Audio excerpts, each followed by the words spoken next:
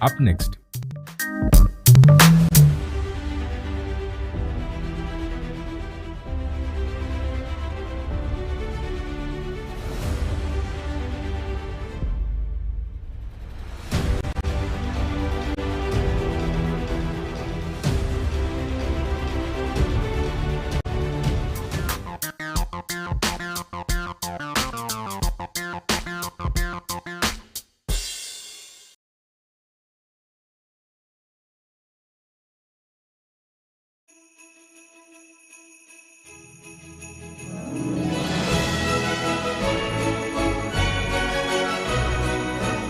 We wish you a Merry Christmas, we wish you a Merry Christmas and a Happy New Year.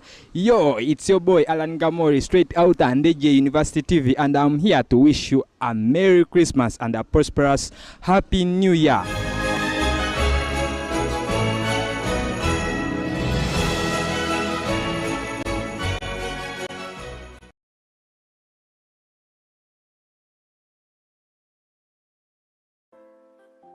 Come experience education with no boundaries at Ndejje University, where learning is taken beyond the confines of a lecture room. Come experience Ndejje University's Open Distance e-learning ODEL initiative. The program is flexible, reliable, and affordable with an impeccable support system to help you excel in the areas of engineering, health sciences, arts, education, social sciences, business management, basic sciences, and information technology. It will not matter where you are with our ODEL program.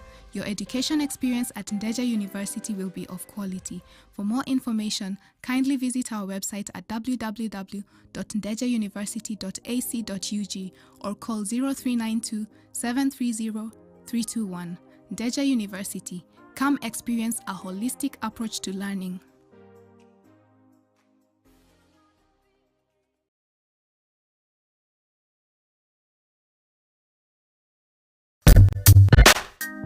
This week. Teneza swing like katumbili. Anapika githeri na gas.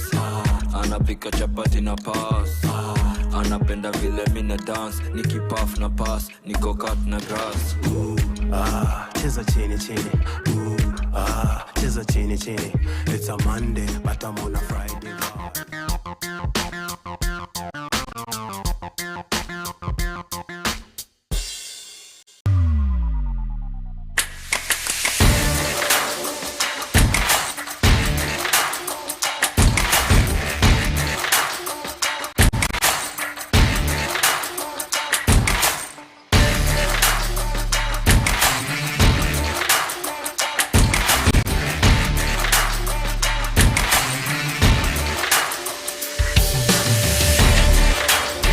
Ndejje University TV, your source of knowledge and wisdom.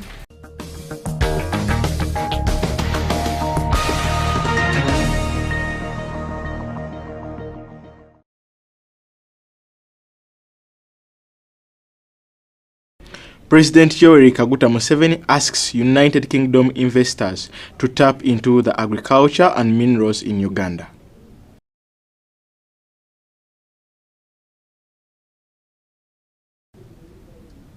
Child labor escalates in Uganda.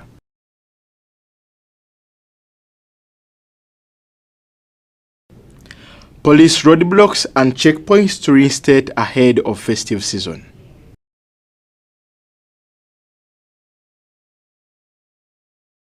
Ndejje University volleyball ready for the East African University Games.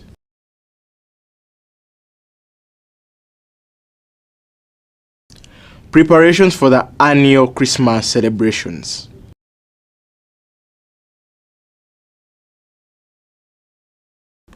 Government declares new vanilla growing guidelines.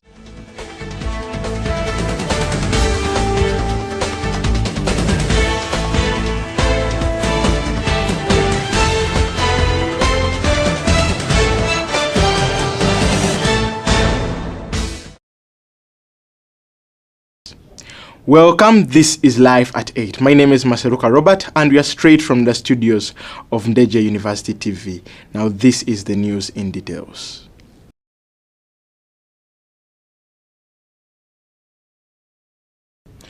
President Yoweri Kaguta Museveni courts investors from the United Kingdom to tap into Uganda's agriculture and mineral potential. This was at the breakfast meeting organized by the Presidential Advisory Committee on Export and Industrial Development in conjunction with the Commonwealth Enterprise Council at Royal Garden Hotel, Kensington, London. Asle Mojaru has the details. President Museveni spent the bigger day of Monday morning engaging with potential investors, fund managers, processors of food and large commodity buyers at a business breakfast meeting in the United Kingdom. The breakfast meeting, organized by the Presidential Advisory Committee on Exports and Industrial Development in conjunction with the Commonwealth Enterprise Council, held at Royal Garden Hotel in Kensington, London. In his remarks, President Museveni said Uganda has made no enemies in the world, hence willing and ready to work with everyone to tap into its agriculture and mineral potential. President Museveni also said Uganda's neutrality puts it in a comfortable position for doing business with everyone around the world. The President said improved market share in the international scene for Uganda would only happen following concerted efforts with potential visionary investors who identify with Uganda and Africa as the future production hub of the world. Uganda has a good international trade policy with the United States of America, where at least 6,000 products produced within the country are allowed to the USA quota and tax-free. The available continental free trade area, to which Uganda is party, highlights the numerous benefits of investment in production in the country. So therefore, here what my team are saying is that if you want to make profits, there is an address I have come to tell you about, and this place is called P.O. Box Uganda. If you come to Uganda, you are likely to become a rich man, and if you are already rich, you will be even richer. The aim is to have low cost of money for manufacturing, for agriculture, and for some of the services, not all of them, some of the services. As I've told you, gambling is not one of the services I'm going to give low cost of money. Or nightclubs. No, those would have to go to the commercial banks. President Museveni also noted that Uganda has a standing agreement with the European market to trade in. The head of state also commissioned trade envoys to the United Kingdom, Balkans and US to help further Uganda's investment agenda. The country is ready for food processing and packaging. Commenting about the envoys, Mr. Odreke Rambogo, the chairperson of the Presidential Advisory Committee on Exports and Industrial Development, said the partnerships with the trade envoys get shared to $6 billion in the next 5 years. Speaking at the same event, Uganda's High Commissioner to UK, His Excellency Nimish Madivan, thanked President Museveni for considering new investment opportunities between Uganda and Britain. The Deputy Chairman of Commonwealth Enterprise and Investment, Lord Hugh Shwile, also welcomed the move and concurred that Uganda and Africa are indeed the upcoming trade destinations for the world. The event was attended by UK's trade envoy to Uganda and Ugandan exhibitors led by Nelson Tugume of Inspire Coffee Africa. Anselm Ojaru, live at 8.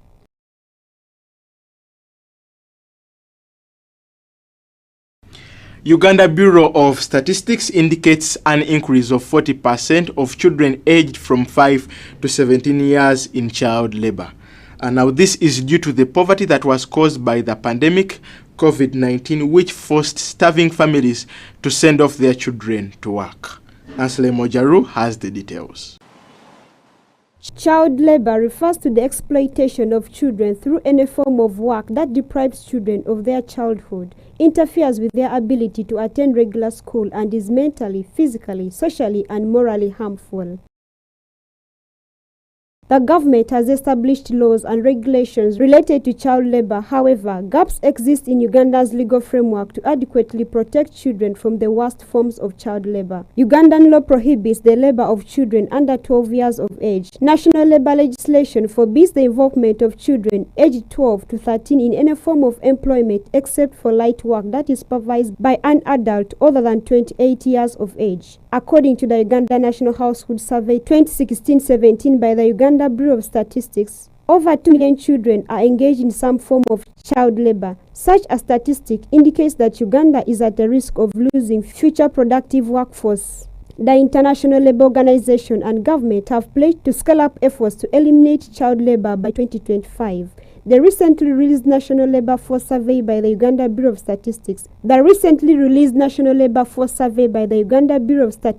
indicate that 6.2 million, that is 40% of children aged 5 to 17 years, are engaged in child labor. The problem of child labor is majorly reported in rural areas and in the agriculture sector.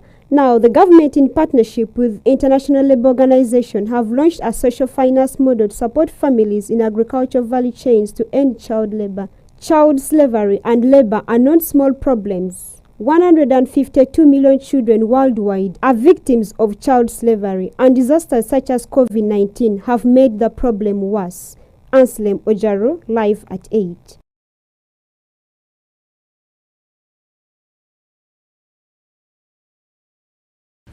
Thank you, Anselm.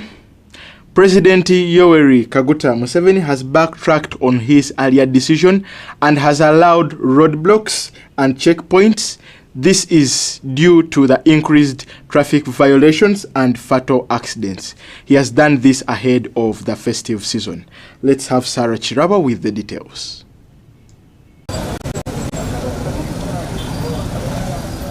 In October 2022, the President of Uganda, Yoweri Kaguta Museveni, directed the removal of all roadblocks on highways after complaints by traders, businessmen and investors over delays while on the road, courtesy of the roadblocks. Inform the public and all stakeholders in the road sector that we have fully implemented the zero barrier, zero roadblock directive on all major roads and highways.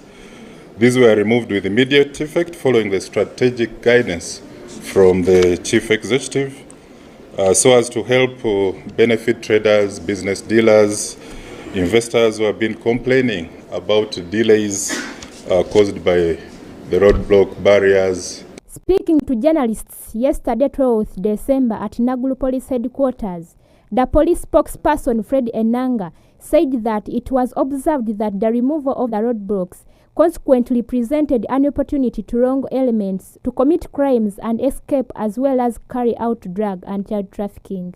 In addition, on the side of traffic, undisciplined drivers used the vacuum to drive recklessly, causing fatal accidents. During the period that the roadblocks were removed, it was observed that the vacuum had given leeway to wrong elements and criminals to commit crime and escape, carry contraband and other stolen properties, including cattle. On the side of traffic, it had allowed for recklessness by some drivers on the highways, causing serious and fatal accidents, especially in dark spots where the Fika Salama checkpoints had been. He further urged all motorists to follow the instructions of police officers to stop or pull over and avoid traffic violations like making illegal U-turns. Driving the wrong way or forcefully driving through the checkpoint. Those are very dangerous violations that can attract response from the officers manning the checkpoint. Any acts of indiscipline, of unnecessary arrests, vehicle impounds, extortion, and bribery are prohibited and punishable by law. So we encourage all motorists, passengers, and other road users to remain vigilant and also record any acts of indiscipline and professional misconduct that could be exhibited by officers. Enanga, however, cautioned all territorial units to go extra mile and ensure safe and proper use of the checkpoints to arrest traffic violators, drug and child traffickers, robbers, especially during the festive season. So during this period, we anticipate an increase in criminal activity and other threats to public safety that can easily ruin the festive season for all of us. So as a result, we have commenced crackdown operations countrywide that are aimed at tackling crime disorders, burglaries, village thefts in rural areas of animals and food, robberies, traffic violations, and We've increased our patrols, visibility, and other security interventions. The roadblocks will have an officer in charge of making operation decisions of command, protection, search, and intelligence. Sarah Chirabo, live at 8.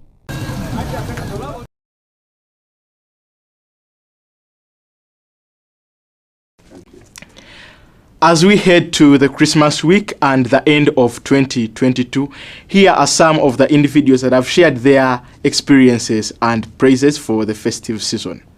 Harriet Timaya has the details. Due to the outbreak of the global pandemic COVID-19 that occurred between 2020 and 2021, many people across the country and those worldwide have not been positioned to enjoy the celebration of Christmas for the past 2 years because of the government directives, such as lockdown that limited them to honor the celebration maximally, social distancing, ban on travels, close of churches, among others that had been put in place to protect lives of people against the global virus, COVID-19, that had claimed many lives. This Christmas season, many individuals are filled with so much joy and happiness because they will be in position to commemorate the birth of Christ by participating in various activities such as traveling, outings, among others, which had not been there in the past 2 years following COVID-19 outbreak. A few Ugandans have managed to share with us their Christmas greetings to all the people out there, including to families, friends, relatives, and to all leaders in the entire country and the world at large. Others emphasize that they are planning to travel to different parts of the country to honor the celebration together with their loved ones. We should celebrate the birth of Jesus Christ and enjoy the day when Christ was born. And let us all be happy. Let us sing joyfully, and let's sing praises of how the Messiah was born into the world. My followers, Merry Christmas, good Merry Christmas. I want to tell you, don't behave bad in this Christmas season. Behave well, do the work, do the holiday packages very well. Do not admire someone's thing. Do not steal. Do not do bad things at home. Just to do good things, then the Lord will pay you. I want to tell you that you be kind to someone. If someone does not have what to eat on Christmas, then you share some gifts with one another, as the Bible tells us to share. And I want to tell you to be good, because the Bible says that respect your mother and your father. Respect them very well. If you see someone older than you, respect her or him. Cause I wish you a Merry Christmas and Happy New Year 2023. With songs and praises, people have been encouraged to glorify God's name to the fullest by singing His mighty praises and shout to His name to commemorate the birth of Christ. Mary's born child, Jesus Christ, was born on Christmas Day. Happy Christmas and a New Year. We wish you a Merry Christmas. We wish you a Merry Christmas. We wish you a Merry Christmas and a Happy New Year. Good tidings to you and your friends.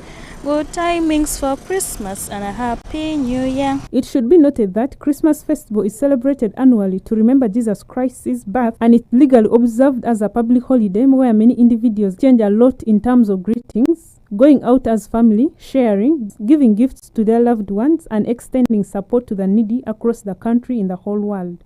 Harriet Timaya, live at 8.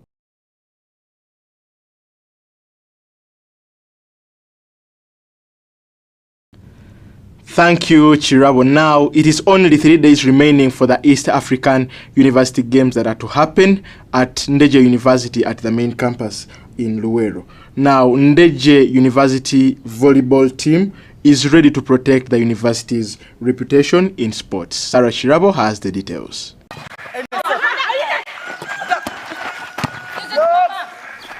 In preparation for the 12th edition of the biggest East African Games, the Luwero-based university conducts an intensive training ahead of the Games. Ndejje University volleyball teams, both male and female, have been training harder for the past 2 years, preparing for the East African University Games. Both teams have been performing well in previous editions, and this has given the coach, Mr. Kitosi, a chance to parade his best players, who he is confident with. Yeah, we have both men and women. Yeah, where you see in the background is the ladies team. The men's team is training from down. We are prepared, we are ready for the games.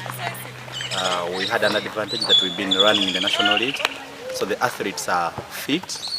So we are just shaping to see that we bring good results for the university. Mr. Kitos is well aware of the competitions, and that's why he started the preparations earlier. We did not go as the volleyball team because of some challenges with the team by then. But now, since we have been together for the last 2 years and we managed to win National League, we are ready for this championship. He added that the team is ready to defend the university's title in sports, so Ugandans should remain expectant. That's why we are training so hard not to disappoint them morning and evening, to see that we maintain the name Ndejje University with flying colors. According to Mr. Kitosi, the games consist of many strong teams, hence making his team tighten their trainings to overcome any challenge come 16th. We have Nkumba and UCU for Uganda. The rest of the teams in Kenya, we don't know how they are doing. That's why we have to add in more energy to see that if they are strong, we have to be stronger than them.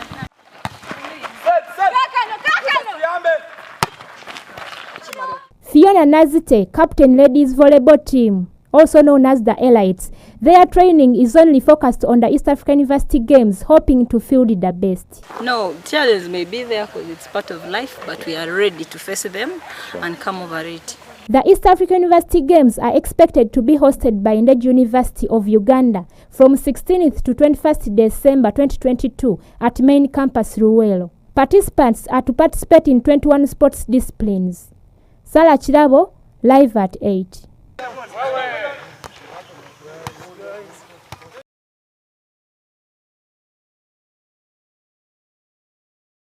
Thank you, Harriet. Now, through the Minister of State for Agriculture, Honorable Fred Wino Chagai, government has instructed new regulatory measures to be followed by all vanilla growers in Uganda. This was during the media address where the minister declared the scientifically approved date to harvest vanilla.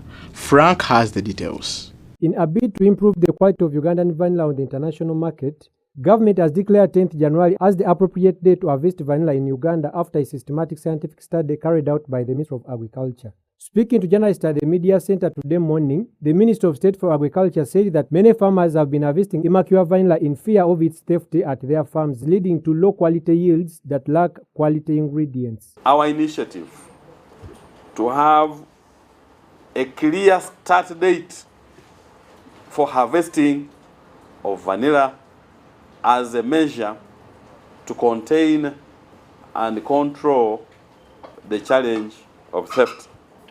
The harvest date is a date when vanilla farmers are advised to start harvesting. Before that date,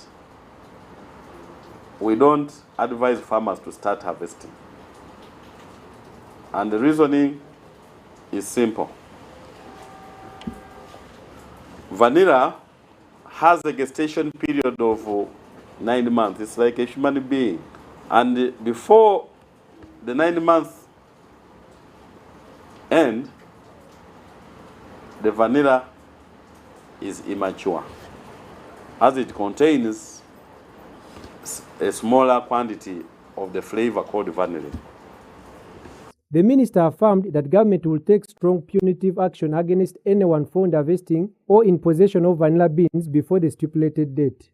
I hereby declare that the appropriate start date to the upcoming vanilla harvest season shall be the 10th of January 2023.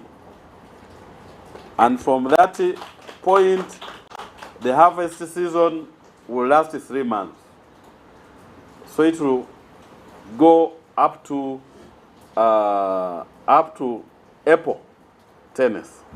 farmers should remember to only pick ripe vanilla beans. Vanilla is one of the strategic high-value commodities that government is promoting, given its great potential of driving farmers out of poverty towards a middle-income status as a key driver in attaining Uganda's Vision 2040. Vanilla is one of the strategic commodities that the government, through the Ministry of Agriculture, Animal Industry and Fisheries, is promoting under the third National Development Plan. Other regulatory measures for the vanilla industry in Uganda were noted by the Agriculture Minister, saying that a multi-stakeholder engagement approach will continue to be used in conjunction with other partners that include the Catholic Relief Services and the Association of Vanilla Exporters called VANEX. To ensure that we have a legal framework that guides the production and also the export of this crop. We are also working hand in hand with our development partners like CRS. We also have other partners of sustainable vanilla initiatives who are working on the other side of the market. So we have a chain of people that we are working with to ensure that the industry develops, it grows for the benefit of everyone. Such partners have supported and promoted formulation of ordinances at the local government levels as guidelines to guide vanilla production, harvesting, processing, and marketing. The Ministry of Agriculture statistics show that vanilla is still Uganda's most valuable crop for smallholder farmers, which can potentially bring in an income of 40 million Ugandan shillings annually. The ministry also says that the farm gate price for the immediate previous season ranged between 30,000 to 50,000 Ugandan shillings. Frank Senabulia.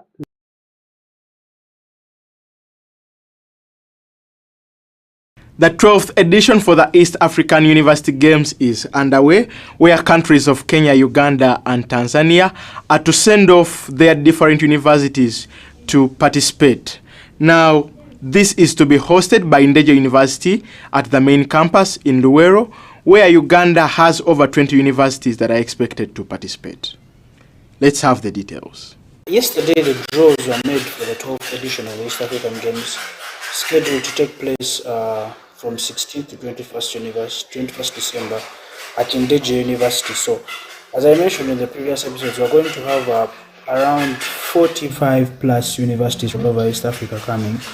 But Uganda has the lion's share of universities, that is 20, going to be competing in 21 different disciplines. Well, the draws came out yesterday, and there were not all the disciplines that were involved. These are some of the rules that are going to preside the group stages before you can proceed. Yeah, seeding was based on the top 4 finalists from the previous competition that was in Dodoma. And the host was given priority where there was no other seed in the group. These are some of the rules that I'm reading out. Where there are 4 pools, 4 groups, the top 2 teams will automatically qualify to the quarterfinals. Where there are 3 pools, the top 2 teams per group will automatically qualify to quarterfinals, and the best 2 losers are allocated as top 2 in imaginary top 4 groups. Kind of complicated, yeah. Where there are 2 pools, the top 2 teams per group will automatically qualify for the semi-finals instead.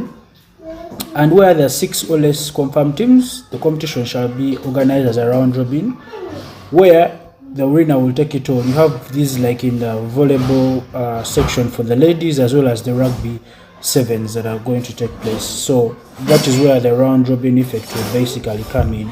Heading on to the groups, I'm going to start with the basketball men.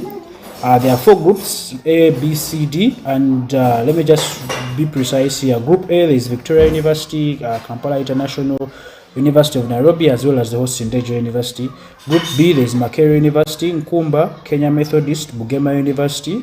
Group C, Chambogo, Adi, Kampala University, and Kisii University, that's from Kenya.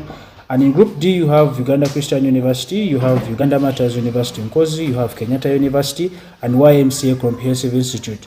Out of all these teams, you could look at the powerhouses that maybe play in the National Basketball League. You have UC, you have Victoria University, you have KIU, as well as don't forget the hosts Ndejje, who can emerge as favorites, but you also have from the Kenyan counterparts, Kenyatta in the same group as UCU. So that's the basketball men's category is going to be a very spicy one as the tournament progresses, and I'll bring you all the latest information and updates as the tournament keeps on progressing. So basketball women, Group A, we have Uganda Christian University, A1. You have University of Nairobi, you have Victoria University, and Methodist University of Kenya. Group B, you have Kampala University, Ndejje University, the University of Dodoma, and Makerere University. Well, as previously said in the rules, this basketball category for the ladies has 2 pools. So you're going to have the top 2 from Group A and B qualifying to the semi-finals. And speaking of which, Uganda Christian University, the champions of the National Basketball League, are heavy favorites to be able to emerge as winners of this competition. As they come back defending, but will miss Ekon Rose, who sealed her move to Morocco after an impressive feat last season, where she averaged a double-double. So that will be a big miss for the side from Mukono, but hopefully they have enough firepower to be able to propel them and defend their title. We're heading to football.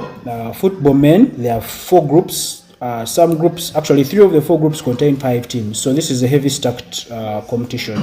In Group A, you have Makerere University Business School, Uganda Christian University, you have Makerere University, you have Bugema University. So in total, this is an all Ugandan group, and there are kind of little subplots in this, because you have the Makerere derby between MUBS and MOOC going to take place.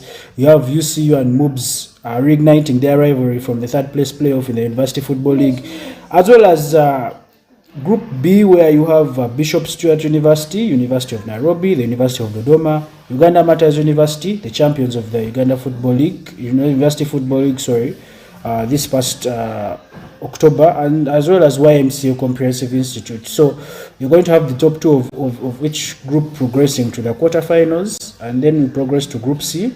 There is Kampala University, champions of 2014 University Football League. You have Kenya Methodist, you have Ndejje University, the hosts, Mountain of the Moon, all the way from Kabale, as well as Muni University. In Group D, you have Kenyatta University, you have Adi University, Islamic University of Uganda, Technical University of Kenya, as well as Chambogo University. So football as well for the men is going to be quite impressive in terms of the talent that is going to be on show and the amount of games that are going to be on show. So around 19 teams going to compete for the football title for the men. Then we progress next to rugby, where I told you there is only 1 group, so it will be mainly a round-robin tournament. You have Chambogo University, heavy favorites, Ndejje as well, the hosts participating, University of Nairobi, quite good in their own right, Makerere University, Impis B, you could call them that, Uganda Christian University, champions of the Chisubi Sevens, and then Strathmore University, I think that's from Kenya. So you have a lot of talent on show for rugby, and it will actually be in the 7th format, which is going to be quite interesting then, who is the champion between the Ugandan side and the Kenyan side. This is just a roundup of all the draws that are going to be that are taking place, and the scheduled times are going to be arranged by the committee that is going to sit down and have the fixtures and times arranged, and I'll keep on bringing you, the viewers, what times the games are going to take place and what you will need exactly for them. I will be in Ndejje, bringing you up to the latest information with about the games, as well as having I'll have a daily podcast with some of the athletes at these games.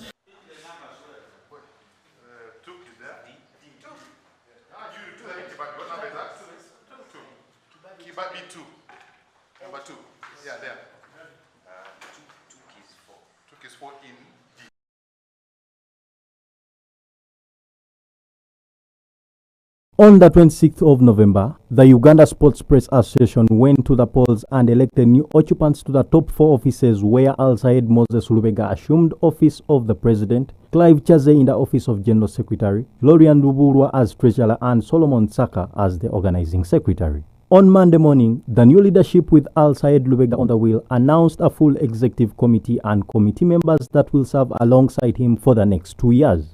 The members appointed to the executive include Grace Lindsay Mbabazi as Vice President, Shafik Senoga as the Assistant General Secretary, Francisco Bwambale as the Assistant Treasurer, and Dorothy Nekesa as the Assistant Organizing Secretary. In the assembly still, Lubega addressed members on the status of the association and stakeholders, where he revealed the delay by the outgoing EXCOM in handing over the instruments of power to the new leadership. As a matter of civility, we always do a handover, and this process predates even my predecessor.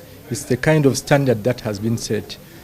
And we are still committed to this process. The outgoing executive has committed to undertake this process for us to have a peaceful transition of power and a handover of the tools of instrument that will enhance and process our mandate and help us accelerate the association issues and the matters that are urgent, especially now. We are still very hopeful that that process will kick off. Lubega, who aspires for a member-led association, pledged his readiness to work with the members of the executive and the entire association to move forward. We want to give our members a more articulate position on our financial standing. When we've critically examined and digested all our situations, we are meeting the sponsor, including all our stakeholders, to be able to hammer down the articulate detail of what is embedded. But we're also trying to expand our revenue streams and not just wait for our partners. We're trying to expand our revenue streams to be able to also contribute and strengthen our treasury. If you can strengthen our treasury, it will give us the sense of power and confidence for us to make undertakings and initiatives that empower the association's image and brand. On the committees, Amina Babide will chair the Women's Committee, which has Olivia Nakate, Faith Kiai and Rehema Daniels. The Education Committee will be chaired by Martin Mugabi and includes celebrated scribes Vianney Simbe and Maktum Muziransa as the members. Ismail Mulangwa leads the Photography Committee as former General Secretary Johnson Wereche as the Digital Committee.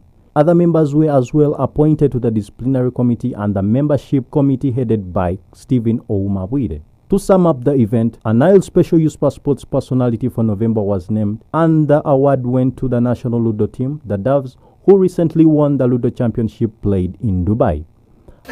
We always acknowledge the most outstanding outfits. That could be individual or team. But sometimes an international acclaim carries a more energized view. It carries, more silverware. And Ludo, I think, has claimed that the strength and power of their achievement has merits that they walk away with our monthly award. Ali Sharan Kiranda, live at 8. Go forward and use the available resources for us to continue.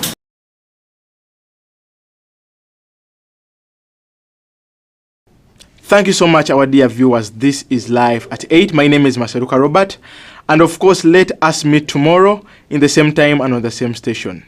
Merry Christmas and a Happy New Year.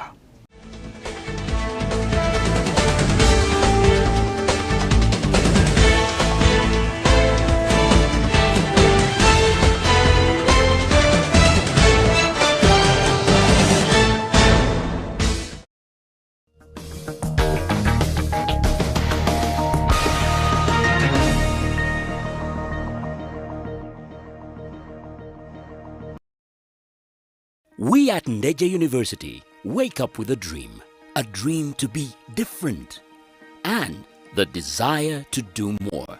That's why we never give up on those that dream with us. And for us, Ndejje University has reimagined both the virtual and physical learning experience.